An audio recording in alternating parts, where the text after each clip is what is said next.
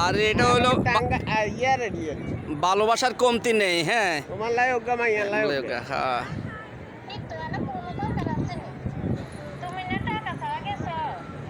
এই সমুদ্র সৈকত এই সন্ধ্যাবেলায় সন্ধ্যা নেমে আসছে। পর্যটকরা আস্তে আস্তে তাদের প্রস্থানের দিকে গড়াচ্ছে। সূর্য আস্তে আস্তে গড়ে ফিরে যাচ্ছে, অনেকটা শীতল হয়ে যাচ্ছে। সারাদিন যেই শহর গরম ছিল, আস্তে আস্তে এখন তা শীতল হতে যাচ্ছে। আপনারা দেখতে পাচ্ছেন এই ঝাউ বাগানের অপরূপ সৌন্দর্য। আরও দেখতে পাচ্ছেন হিমছড়ির যে পাহাড়, এই পাহাড়ের সৌন্দর্য।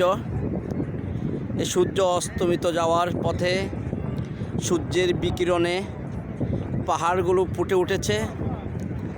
কুয়াশায় হালকা গোলাটে আস্তে আস্তে সবাই আমরা আমাদের প্রস্থানের দিকে এগিয়ে যাচ্ছি। আমরা একদিন এই পাহাড়ের মতো আমাদের যে উচ্চাকাঙ্ক্ষা ছিল, সেই উচ্চাকাঙ্ক্ষা এই বালির মতো মিশে যাবে। একদিন আমরা নিস্তব্ধ হয়ে যাব এই মাটির মতো। সেই দিন বেশি দূরে নয়। আমরা সব সময় আমাদের নিত্য প্রয়োজনীয় চাহিদার দিকে আমরা এগিয়ে যাই। আমরা কখনো আমাদের মৃত্যুকে নিয়ে কখনো চিন্তা করি না।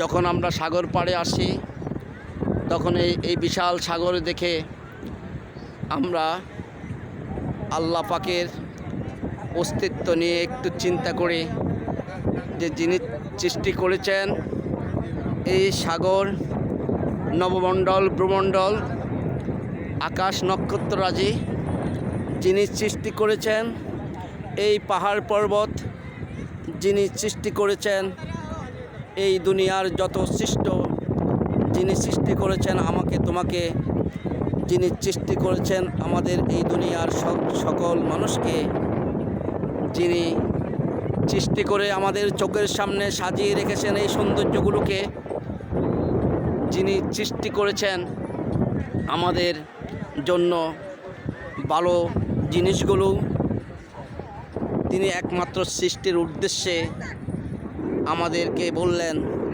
তোমরা একমাত্র আমার ইবাদত করো, তোমরা শুধু একমাত্র আমার ইবাদত করো। আমরা তো আল্লাহ পাকের নাফরমানি বান্দা, তার ইবাদত থেকে আমরা বেশিরভাগই দূরে সরে রই। ইয়া আল্লাহ, তুমি আমাদেরকে ক্ষমা করো, আমাদের এই দেশের মানুষদেরকে শান্তি দান করো। হে আল্লাহ, তুমি সকলদের প্রতি রহমত দান করো। তুমি সব কিছু জানো, তুমি সব কিছু শোনো। ইন্নাল্লাহা সামিউম বাসির। ও আল্লাহ, তুমি সব কিছু জানো, সবই শুনো। রাব্বানা তাকাব্বাল দুআই ইন্নাকা সামিউম মুজিব। সুবহান রাব্বিকা রাব্বিল ইজ্জাতি আম্মা ইয়াসিফুন ওয়া সালামুন আলাল মুরসালিন ওয়ালহামদুলিল্লাহি রাব্বিল আলামিন।